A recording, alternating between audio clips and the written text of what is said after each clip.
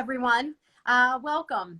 I'm Lauren with Me Too Many Voices, and this is Survivor Live with Lou Godbold. I'm super proud to present this new bi-weekly talk show on Instagram Live.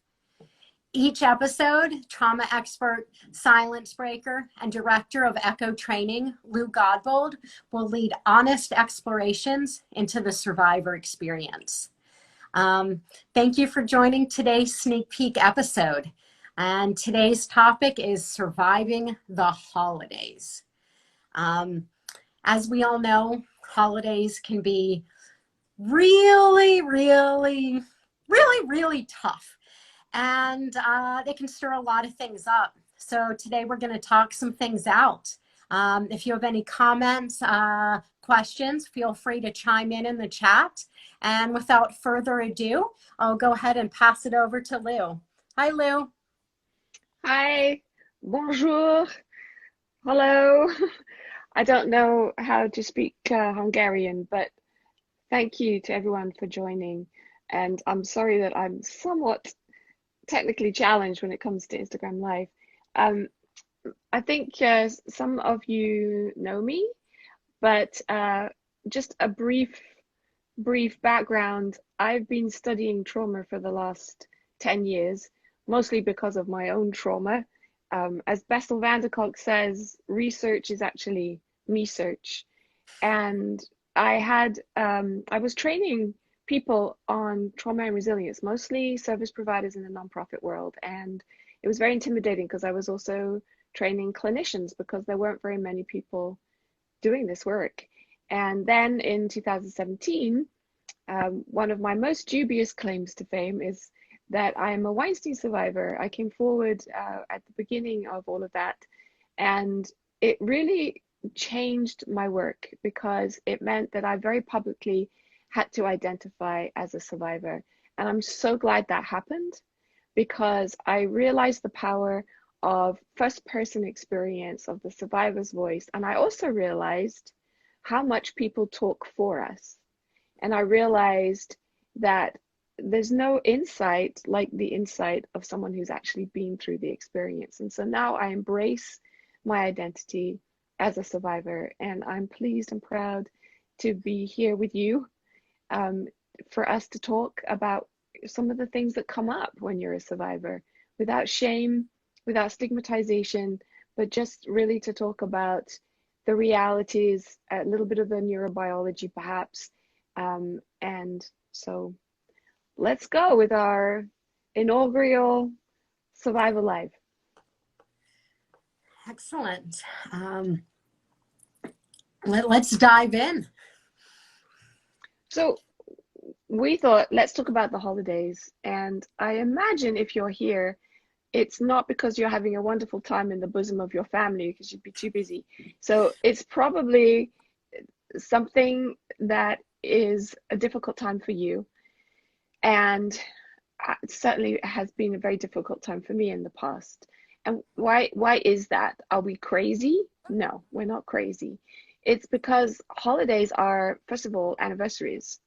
And any anniversary can potentially be activating. It gets our nervous system and our brain activated into survival response because anniversaries are so chock full of trauma reminders. And in addition, the worst part is that if you come from a family where, that was where your trauma lay, winter holidays are about being with family. And it's pretty hard. You either have to suck it up and be with your family, or you feel really lonely and you feel like a loser because you're on your own, celebrating the holiday on your own. So it can be a very difficult time.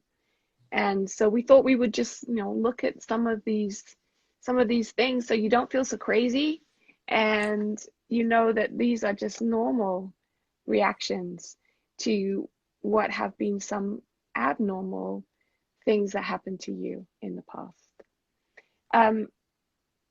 One of the things that I wanted to note is that here's a big key to why this is such a activating time. And I'll tell you why I say activating and not triggering in a minute. It's because You have the present and you have the past. And that is the problem with trauma. Trauma is the past intruding into the present. And if you are back with your family of origin and that's where your trauma lay, then you are quite literally, physically, in every other way, having the past and the present joined. And even if you aren't with your family, all of the feelings that come up about that are bringing those two things together. So it is like trauma cauldron. And the reason I say activating is because if we keep saying things are triggering, that gives all the power to the trigger. Then I have to work really hard to avoid that trigger. I prefer to think about it as my nervous system is getting activated and I have control over my nervous system. I can regulate my nervous system. I can't control necessarily all of those triggers. So that's why I talk about that. I'm trying to keep track of what's being said in the chat. I'm not that good. I can't chew gum and walk at the same time. So Lauren, if people are saying something, would you chip in? Absolutely, yes. Thank you for all that you have shared so far. Absolutely, the past intruding on the present, and it really stirs things up. Someone said it's the catch-22. Someone else wrote in, holidays aren't enjoyable for me because I'm reminded my family doesn't really care. My dog has been at the vet all week, so yeah, this holiday has sucked. It sounds like it. It sounds really, really tough. How's your dog doing? Do you know when you're going to get them back? We also have someone say, I like activating more too. The word triggering has a negative tone to it. And then someone asked about how do you regulate your nervous system? We are going to talk a little bit about what works and do some grounding and a little regulating towards the end of the episode. So stay tuned with that. So Lauren, I would like to talk about two things. Family. Let's talk about that because this is a time that's traditionally spent with family.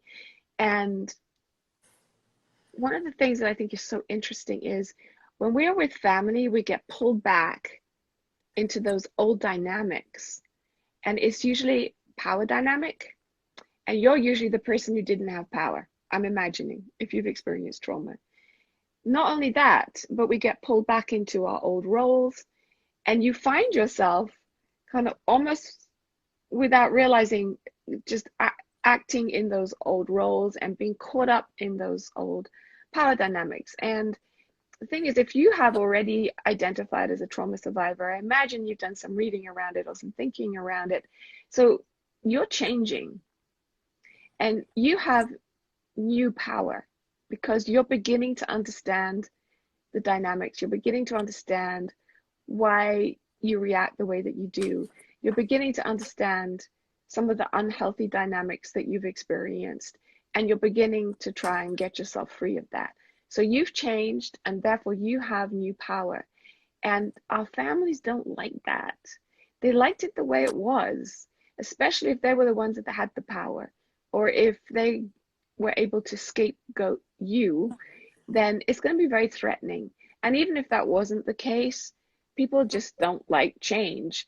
And one thing that is important to remember if you are with your family is that you do have this new power, and to rest in that new power that you have. And I say rest because the idea of standing up in your new power or proclaiming your new power means so much energy, and we're already using so much energy just to survive. How about we just rest?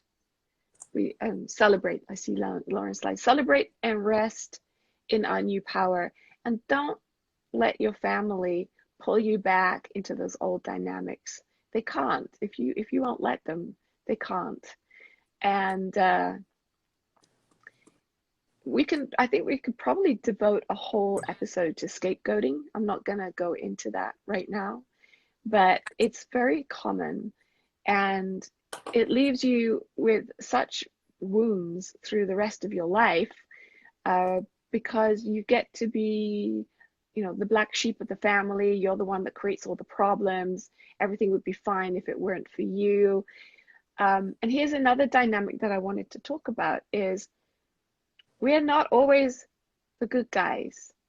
And that might come as a bit of a shock to you, especially when in the survivor community, we talk a lot about, in some ways, our victimhood and surviving the actions, hurtful actions of others. But Echo Training is the nonprofit that I run, and one of the programs that we have is a parenting program. And the reason we have that program is not just because parents get freaked out with the extra stress of having children as trauma survivors, but because sadly, we often recreate the dynamics that we ourselves experienced. And it sounds counterintuitive, like if you suffered from something, why would you then replicate that? But if any of you are parents, you can raise your hands. I'm sure you will identify, I'm a parent, that this dynamic repeats itself. And you may find that within your family, whether your children or with your other extended family, that it's not just a case of I have to put up with their horrible behavior towards me, but maybe you'll find, as I did yesterday, that you actually become the quote unquote abuser, because it's about power. And if you've been squashed down and never allowed to show your anger, sometimes what happens is when then you have the freedom to express your anger, it all comes out.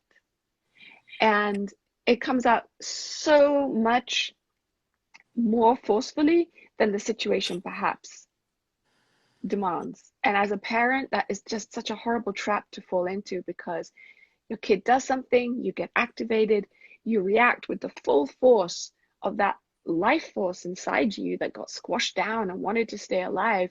But it's a little kid. It's not that person who hurt you. And I did the same thing with my, God help him, new husband yesterday. I exploded about nothing and hurt him. And I realized, oh, I'm actually becoming a bully. There was a bully in my household, and it's cyclical. So this is just for those of you who are maybe struggling with that, because then we fall into the shame spiral, like I'm such a horrible person. But it's quite natural if you think about it. Like if you think about a spring that's pushed down for so long, it's gonna pop back up. And that is not a bad thing. It's about being aware of it, being able to regulate, and most of all, not hurting the people that we love. Thanks for being so honest. As we said, honest explorations. Here we go. We had a couple of comments. Someone wrote, I'm a parent in a cycle, not good.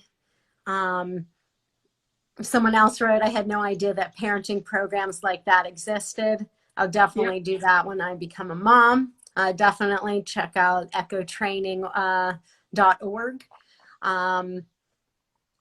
Looks like some other people are struggling with the holidays. I'm glad that we can all be here together. Someone wrote, did he deserve it? Yep. Of course. I feel horrible. My mother reached out to me and said she wants to patch things up between us. How do you know when you should give your parent another chance? Oof. Well, that's a good one. That's a good one. And we were going to talk a little bit about boundaries and the freedom to say no. So the first thing is that your safety is absolutely paramount. Your emotional safety and obviously your physical safety. And I don't say that because, well, it's a kind of a truism, isn't it? Okay, I admit that is a truism. But the reason why we need to be safe is because we can't actually engage the emotional part of our brain or the higher thinking part of our brain if we don't feel safe. And no doubt if we do more of these shows, you're going to hear a lot about the three-part brain and the hierarchy of the brain. But when we're in survival brain, there's no way we can connect with someone. There's no way that we can think about the right words to say. And so if you don't feel safe, this is not going to be productive.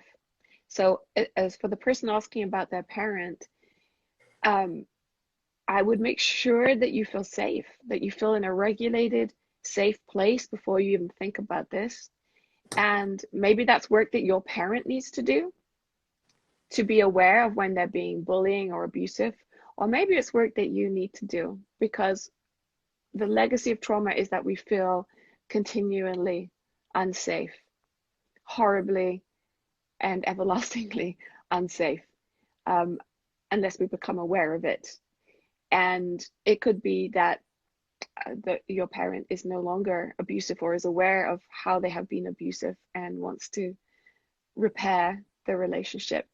And then maybe there's some work on your side too about how can I calm down my nervous system? How can I be in a place where I'm able to be receptive and connect? And I've seen too many sides of the equation, or at least I've seen both sides of the equation, to be a hater of abusers. And there's going to be a intake of breath around the world as I say that, because we don't like the people who do horrible things to us. But I just explained about the cycle, and sometimes we become that horrible person. And I'm a parent, and I didn't find out about trauma until my son was 15. And I did a lot of damage, I have to say. I did a lot of damage to my kid. And I became the bully in the same way that the person in my household was the bully. Thank God I found Echo and the parenting work, and I have been able to repair that relationship. And so, of course, I'm always going to say, yeah, give your parent a chance, because that was me. And what happened with me is I had to really identify what had been going on with me and the cyclical pattern. And then I had to give my child his narrative. I had to tell him, this is what was happening and this is what I did. And I imagine it made you feel scared, etc., etc. And finally, about after a year of this, he turned around and he said, you did this, you did this, you did this. And I felt this, and it sucked, and it wasn't fair. And he really gave it to me. And that probably was the worst night of my life when I went to bed that night. But at the same time, I realized that I had given him that ability to have his narrative and to begin to heal, and for us to repair that rupture. But it's rocky, it's not easy, and it does require that your parent acknowledge what has happened and take responsibility. And God love them, many of our parents, especially when they're older, they don't want to do that. Their world view has been so set that it's really hard for them to acknowledge what's happened.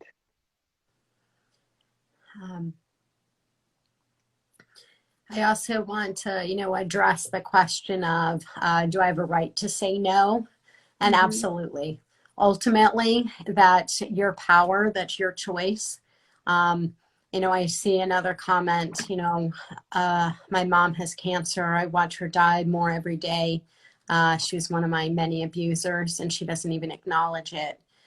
She says she's done the best I can. And I feel that so much. My mom actually passed away. It'll be a year on January 4th. And we spoke more probably the last few months of her life than we did in the past few years, because unfortunately I tried, and she was never in a place where she could look at her actions and look at how they affected me and my life and even her life. And it was my fault to the very end. And it was me having to say that I can't have you in my life to be a healthy adult. It was one of the hardest decisions I had to make, But at a certain point, if you keep trying, there's only so much you can do. Relationships take two different people. And I think that's important to remember. And that, you know, if you feel like you're doing, you know, what you can and it's really not healthy for you, then yes, you know, you have the power, you have the right, you know, rest in that power. So I wanted to share that as well. Thank you, Lauren. I know that was an extremely painful time in your life and probably continues to be painful. But you have so much wisdom around that.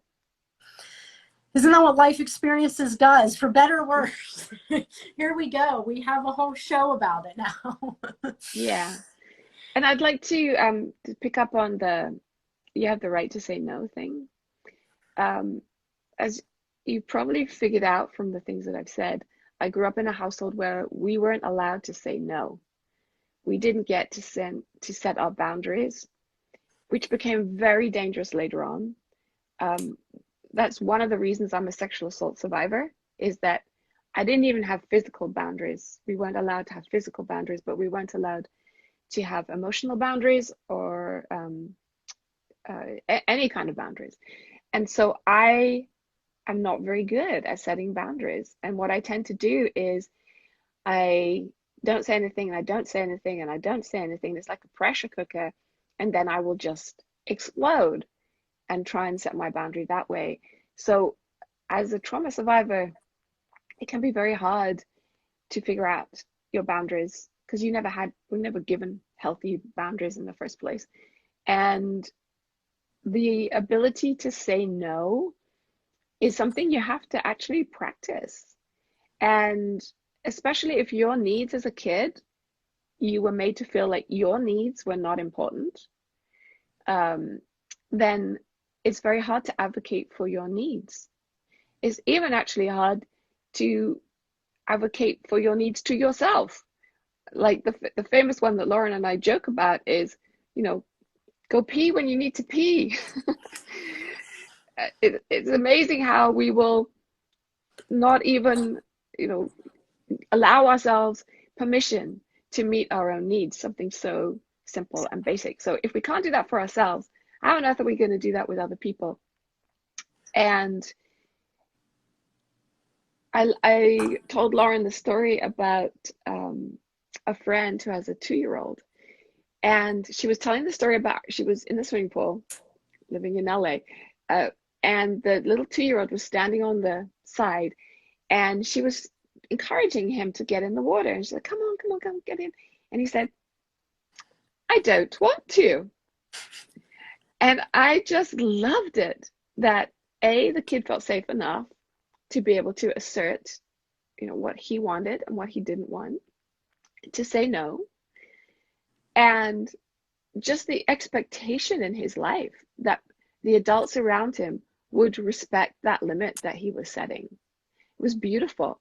And so because I didn't get that, every time I am required to say no to something, I channel that little boy. So it probably comes out like I'm 2 years old because I just love that kid. And I'm like, I don't want to. I get such a good visual when you tell that story. A kid knowing their power and feeling safe to communicate it. Like, I don't want to. No. Well, but the beauty of it was that he didn't have to get angry. Exactly. Because I have to get angry to enforce that boundary. He just was very, very clear. I don't want to. That's a skill, and like you were saying, it's a skill. And the more you practice setting, you know, boundaries, you know, starting small, I wouldn't say it becomes easier, but it becomes a little bit more comfortable over time. We asked people on Instagram what you were struggling with over the holidays, and thank you all for chiming in. We noticed a lot of similar themes, a lot of people feeling really lonely, people feeling like even if maybe they are with family, they're feeling lonely there. that their family doesn't understand their trauma, or they don't believe them or support them. Know that you're not alone with that. We've discussed that a little bit. We'll continue to, share and chat about it. One thing that someone chimed in about that we have not discussed yet is struggling with and just eating and eating disorders around the winter holidays and holidays in general, especially right now. And that struggle is real. Again, you're not alone if you're dealing with that. This time of year especially can, like we said, it stir things up with food and eating. That is no exception.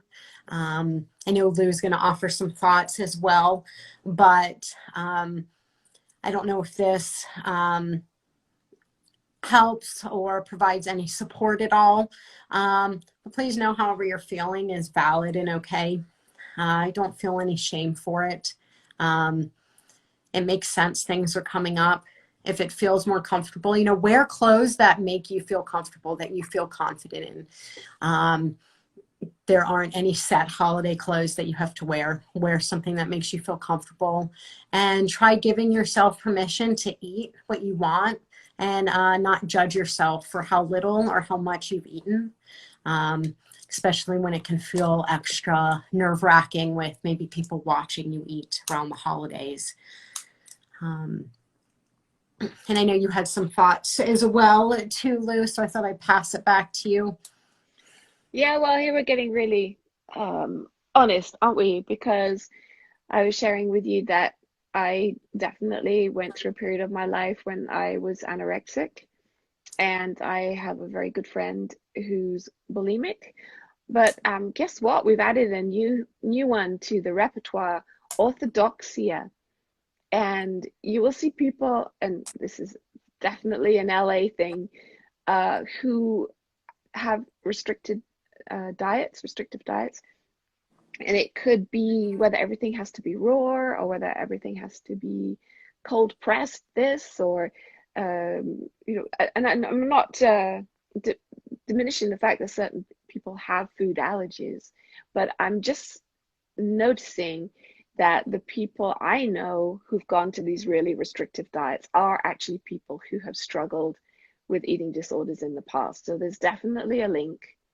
And as you said, it's not anything to be ashamed of. We've worked so hard to destigmatize substance abuse, for example, understanding that it's self-medication.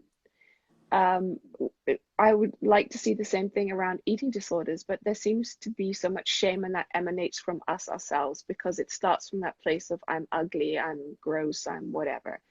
And when we first talked about touching on this subject, I was ready to come in with the practical tips, because that's what we always try and do. There's no point discussing abstractly. People need help and suggestions. And then I realized, wait a minute, what I'm going to do is I'm going to give you my repertoire of how to hide and obfuscate and work around and spend so much energy planning how to handle this situation with the food. And I'm not going to do anyone any favors, because that actually is probably the most harmful thing, is how much of your life, how much of your mental energy goes into planning how to avoid situations where you will have to eat, or how to purge afterwards. So I'm not even going to go there, because if you're an anorexic or bulimic or any of these other things, you already do so much planning. You do not need me to help you with that. But what we can do is just dig a little deeper and figure out, like, why is this happening? And in my mind, it's all about control. And as a trauma survivor, we lost control to protect ourselves at that time that we experienced the trauma.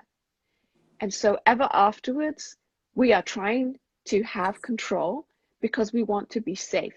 That's not my insight. That's Judith Herman from Trauma and Recovery, written back in 1992.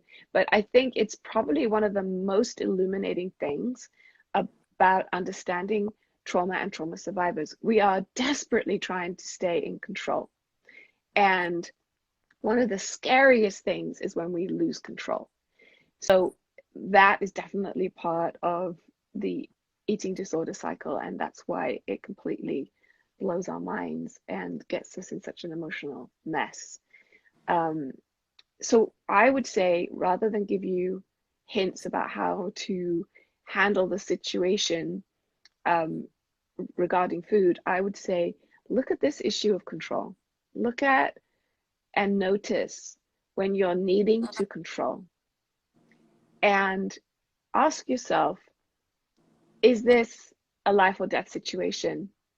Because I imagine you're putting the... Oh no, we lost your audio. Yeah, my AirPods died. This is what I need for Christmas. New ones of those.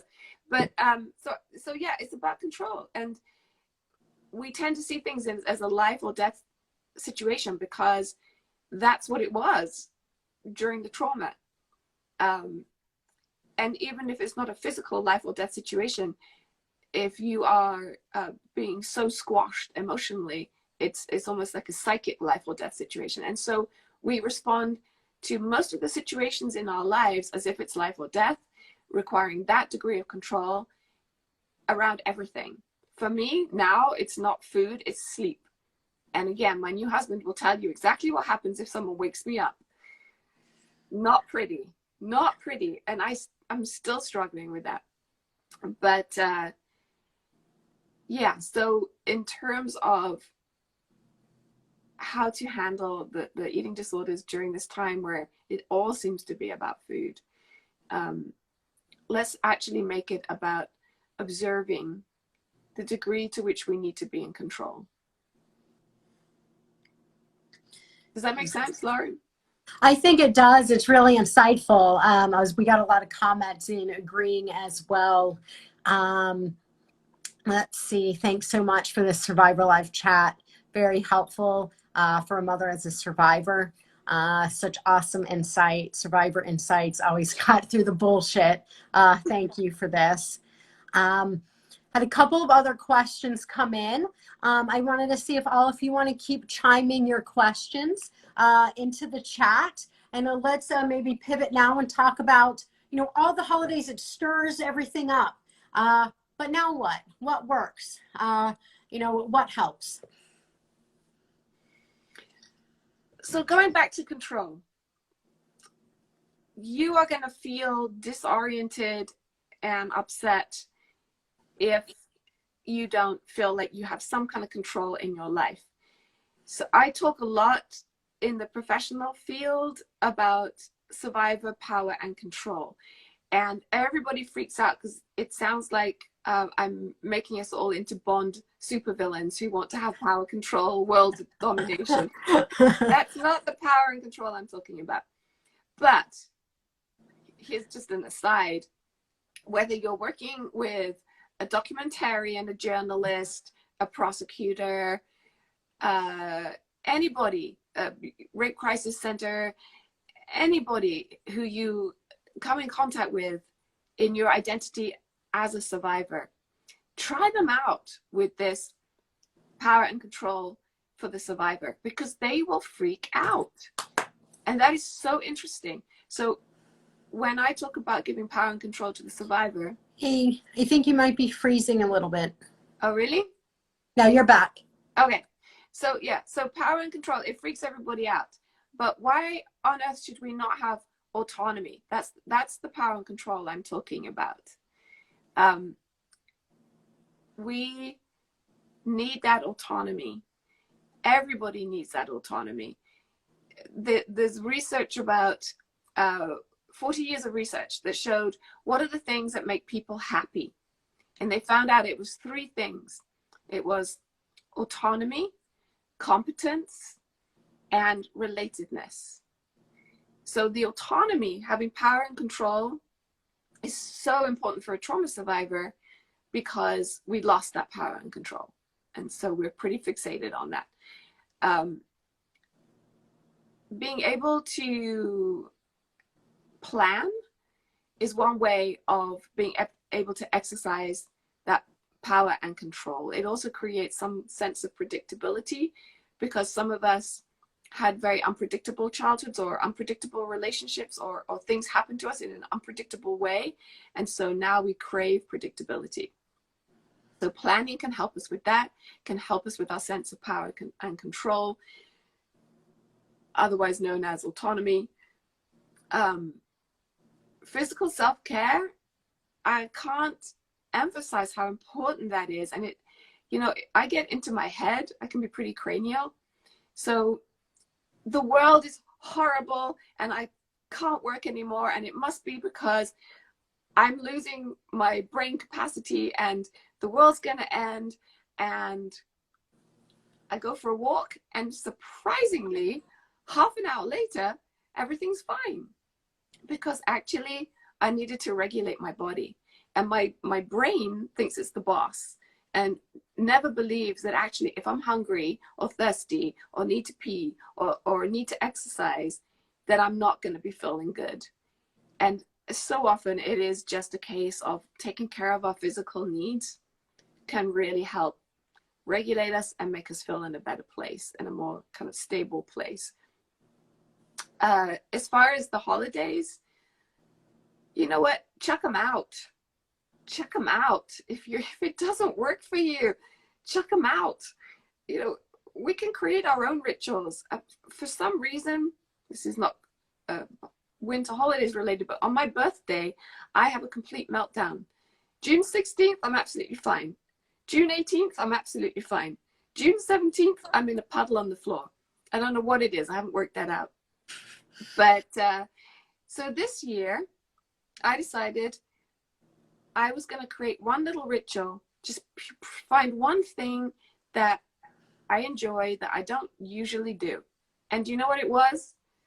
It was going down to the bakery in the bottom of my building and buying a croissant. And I'm so like parsimonious. I'm usually like, I don't need to buy a croissant because I'm going to waste money. But I do love croissants. So I gave myself that little treat. And I created a new ritual for myself. And because my family are very far away and there are very complicated emotions around that, and because my son and I, it's just only ever been my son and I, we had to create our own ritual. And our ritual for the holidays was he would come over and have a glass of champagne with me. That was it. No tinsel, no trees, no forced carol singing, no turkeys to bake, nothing. And it's incredibly freeing. And I have to say that I don't get as excited as other people around the holidays. And someone called me and said, "Merry Christmas." And I was reminded, oh yeah, people get excited about this stuff. I'm supposed to be really happy, but it's okay just to get through without having a nervous breakdown or having a crying jag. If you can get through with that one little ritual that makes you feel like it's a special day, then you're golden. Yeah, I really like that. The idea of creating a new ritual, something new, special to you. Yeah, I don't really do well around the holidays or like to celebrate them. I bought, one of my guilty pleasures is I like really cheap mini donuts, like the really gross, like kind you buy at the gas station. They are like my guilty pleasure comfort food. And I bought a couple of packs of those and just watched like bad TV with my pup. And we went for a really nice long like walk, over the holidays. And it was really nice to just kind of create that donuts and walking. Right. And we touched on eating disorders. So maybe for some people that's like, that's their kryptonite. So there are other things. Like I love socks. And I've just thought of what I'm going to do actually next Christmas. I'm going to buy myself a pair of socks because I love them. And I especially love the really impractical ones, like the pale pink ones that get the marks from the bottom of your shoe really quickly, I'm going to do that. That's what I'm going to do. But it can be, you know, buying new music or whatever. Just love yourself, treat yourself. You deserve it. You're worth it. And even though people say those things, it doesn't land. We sometimes don't, like, yeah. It doesn't really feel real, but we can practice. We can practice that, doing little kind things for ourselves. Oh, Absolutely. Can I go to the next thing? Because we talked about, okay, remember the 3 things that bring happiness? This is pretty important information. The autonomy, competence. So feeling like you're actually good at something, being able to create a plan and you know, deliver on that plan, that feels like fulfilling because it's showing I planned something, I did it, and I got through this day. That's competence. But the last one is the relatedness, and that's the hardest one because we've kind of skirted around the fact that people are lonely, and even within their families feel misunderstood, not heard, not seen, which can go back to our childhoods where we weren't heard and we weren't seen. And relationships can be so hard. If we had really, you know, very volatile or harmful, painful relationships with our, you know, family of origin or romantic partners. And I love that there was one person talking about their dog, because if human beings don't feel safe, large mammals, they can really calm us down. They have the same design brain, and they have the same amygdala, which is the fear center of your brain. And if you're a trauma survivor, often that's very kind of active. We're like, oh, danger, danger, danger. But for a large mammal, their amygdala is usually quite calm, and we pick up on other people's amygdala. So, and we can also pick up on a large mammal's amygdala. So if you have a horse or a dog or some kind of large mammal, it can really help calm you down, and it can be a safe way to relate to another living, breathing being. If that's, you know, if that feels safer to you, then why not? But actually, the interesting part about that research that I was citing is what the conclusion was to reach out and volunteer was their conclusion about how to find happiness, because then you're hitting all those things. You're the autonomy, the competence, and the relatedness. And with COVID, it's a little bit difficult. I don't know that they are doing like at the homeless shelters where you can go and serve a meal. I'm probably not doing that, but you can give an old person a call. I say that old, I'm old, so you're going to be calling me. But I mean, you can call an elderly, lonely person. That's one way of reaching out. And my son was feeling a little down this year. I'm not with him this year. And, you know, times have been tough. He got laid off because of COVID, and it was really tough. So I sent him this research. And it just so happened that he has a new job now. Not a great one, but he has a new job, and they were giving away toys next door, and he picked up a couple for his girlfriend's nieces, and then he split up with his girlfriend. So like even more sadness. But he put it on next door that he had these presents, and he was overwhelmed with families wanting to come and claim these presents. And the 2 families that did, just, he was doing the crying emojis because it was so beautiful. And it really helped him kind of get out of his funk. And so that's something to consider. I like that research study. And I've also found at volunteering, I used to volunteer at the food bank and just, you know, package food for their events. It really shifted things. It really made me, it touched on all of those things, as you said, autonomy, competence, and relatedness. Interest in time. We are, believe it or not, towards the end of our first episode. I wanted to give a shout out to someone in the comments saying that they are changing their holiday rituals too. They were raped at Christmas and hadn't realized how much it was affecting them around this time. And it's been overwhelmingly healing to create those new rituals. So I just wanted to honor that and the new rituals that you're doing. And I'm glad to get to share some space with you today. Excellent. Oh, and we looks like someone said they're into exercise and lifting weights to handle overeating and racing thoughts. It helps with my anxiety too. Excellent. Glad that's worked for you.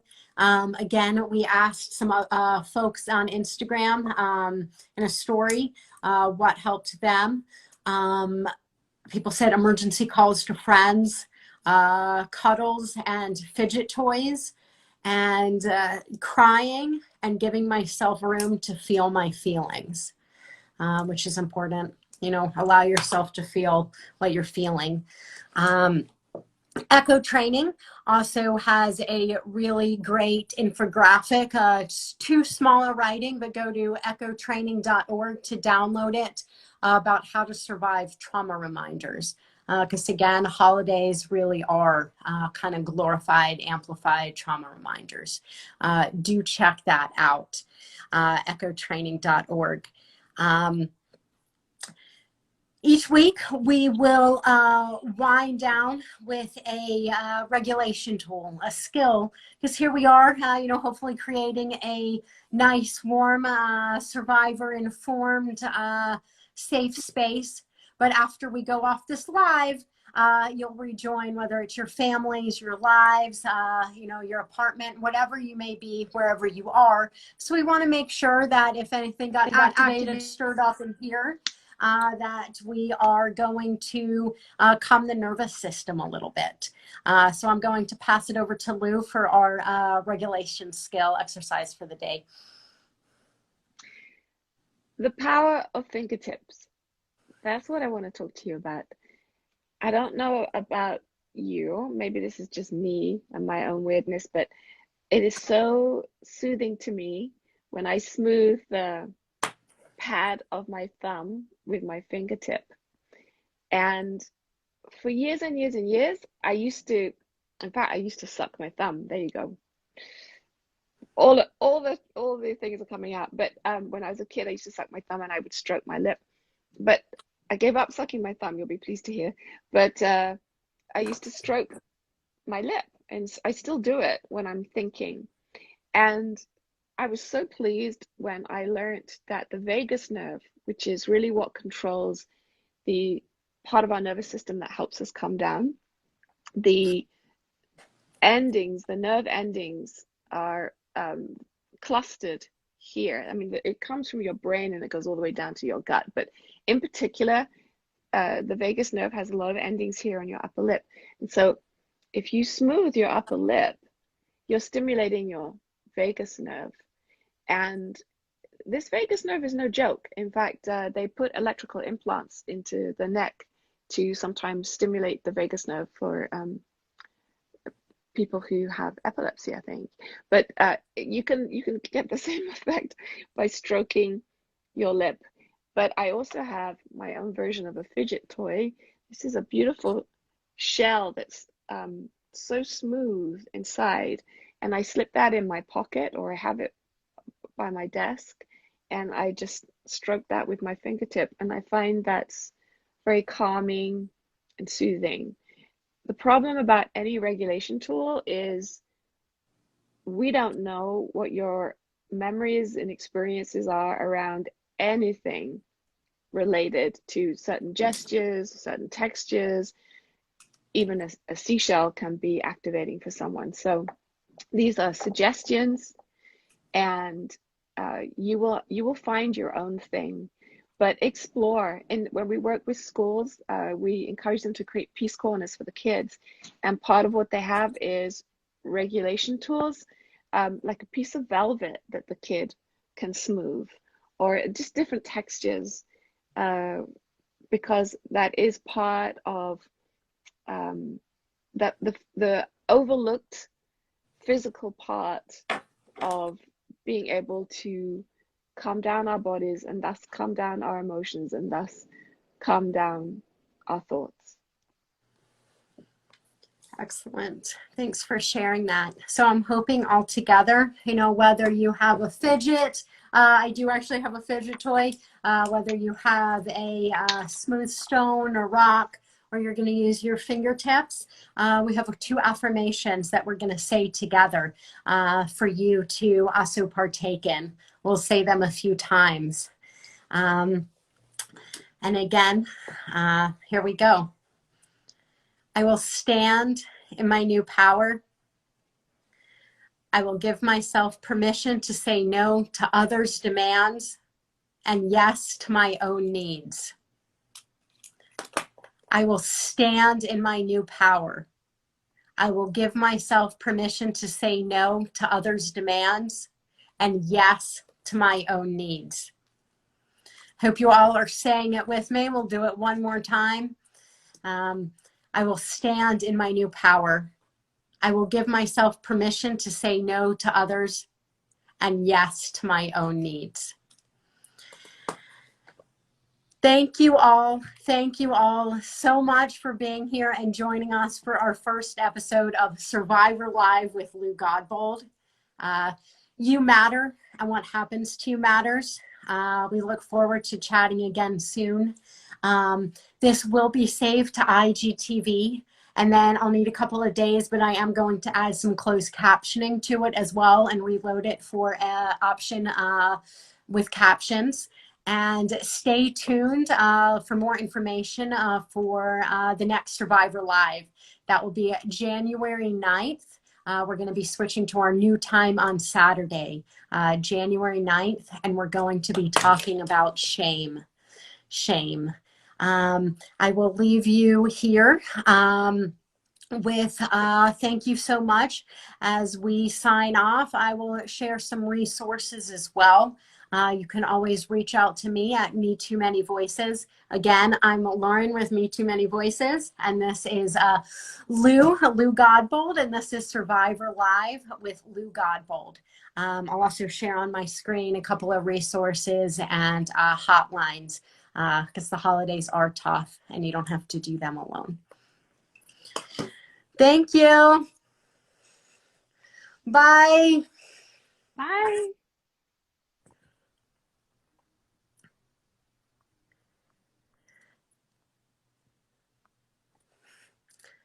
Thank you all. Stay safe.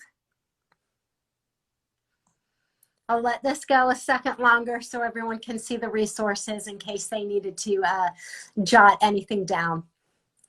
Thank you all. Stay safe. Bye.